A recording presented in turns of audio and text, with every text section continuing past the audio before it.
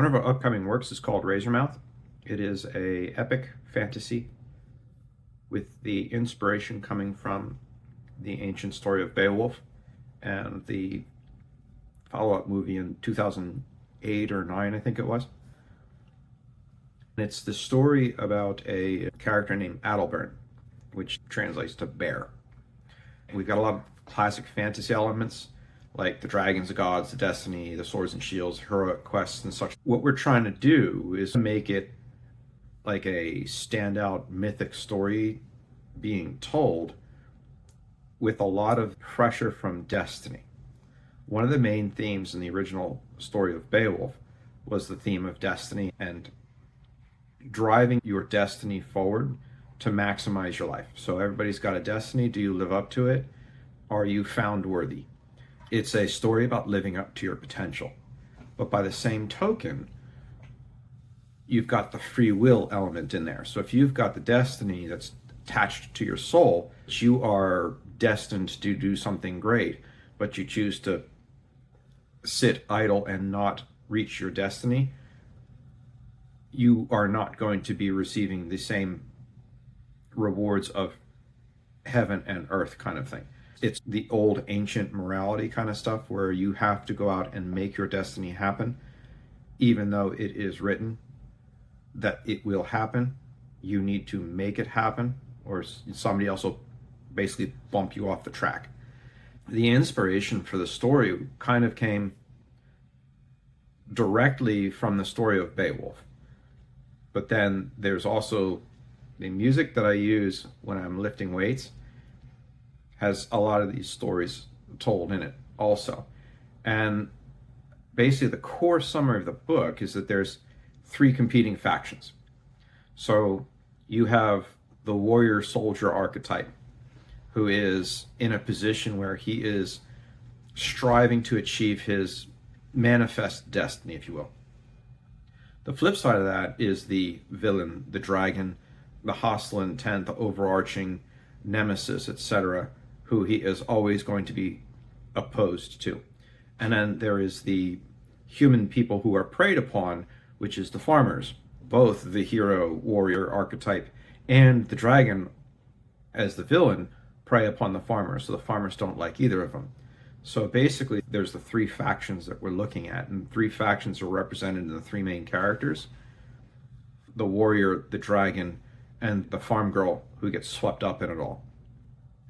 The tangle and the interactions between the 3 of them as they push and pull and are slammed, and they're basically railroaded into the tracks for destiny. The main question is, how do you respond when your destiny is written? Your destiny is written. You know what you have to do. How do you face that fate? And that question is important. That was one of the main questions that the ancient people struggled with. How do you face your destiny? Facing your destiny with honor. That kind of existential question. So there's a lot of that asking going on, except the destiny is no longer a question. It's a specifically ordered instruction. How much of the destiny is free will versus how much of your destiny is what you're naturally going to fall in because you wake up in the morning and you fall into your track for destiny. If you're just waking up in the morning, you're not going out and doing anything, you're probably not going to carve a kingdom into the countryside. By the same token, as events fall in around you, they may or may not encourage or discourage you to find the destiny of carving your own kingdom into the side of the country. So you can have a lot of fun because there's a lot of circular logic that's never going to end with the story, which is what the argument and a lot of the crux is. And I think that the main theme and message through the whole story is, how do we as mortals deal with the potential ramifications of destiny versus our free will to do as we feel like we should? How do we address the issue of destiny means that I'm going to go here? How am I going to get from point A to point B? That kind of competitive push and pull is really where we're looking at. As far as the author process and the unique elements for the story go, I'm using our villain very different than a Tolkien might. We have the day-to-day competition, but we also have to understand that our villain, the dragon, is 4,000 years old, so it's going to have a vastly different perspective on the who's and the wheres. The dragon is going to understand things from a perspective that no mortal human is ever going to understand, just because they've seen so much, they've been around so long, and they've learned so much. The process of putting the book together is a process of balancing the realistic use of the technologies of the day versus the essential character pieces associated with the dragon, associated with the main character warrior, associated with the farm girl who's going to have completely different push and pull opinions on things as opposed to the warrior, as opposed to the dragon. They're all going to see the world differently, and their views are going to be dynamically opposed.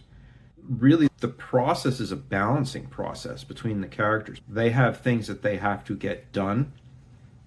They're basically stuck with a laundry list, and that laundry list has to get done.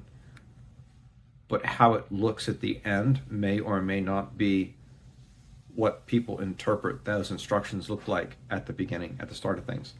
My personal take and recommendation on this book is that it's more high fantasy.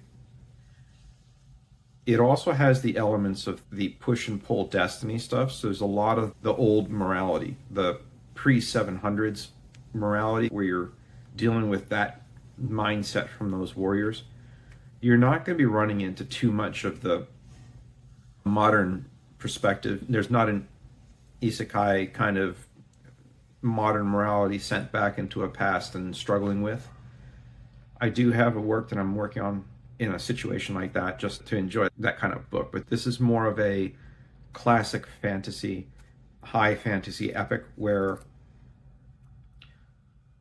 our main characters are encountering other stories, and the things that have to happen at the end of the story are going to have repercussions as we are altering the course of history.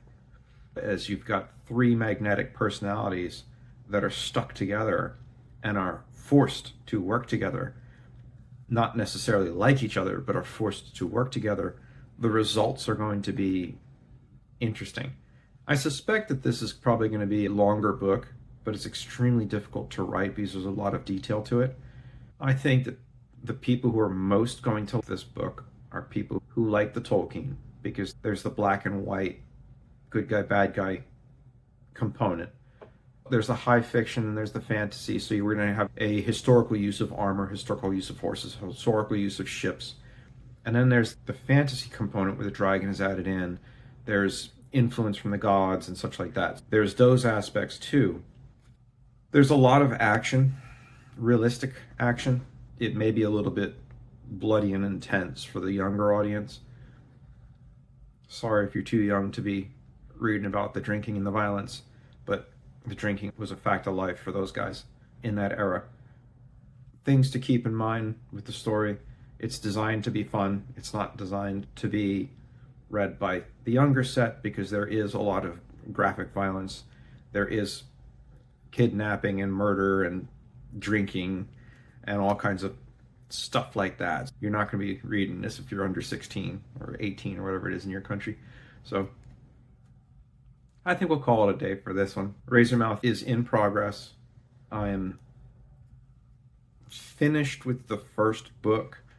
I need to edit, parse it out, make sure the cover's where it needs to be, and then we'll drive on. I suspect I'm probably going to be publishing towards the end of this year. My goal is late October, November 2025 to release the first book on Razormouth. Hope you have a wonderful week.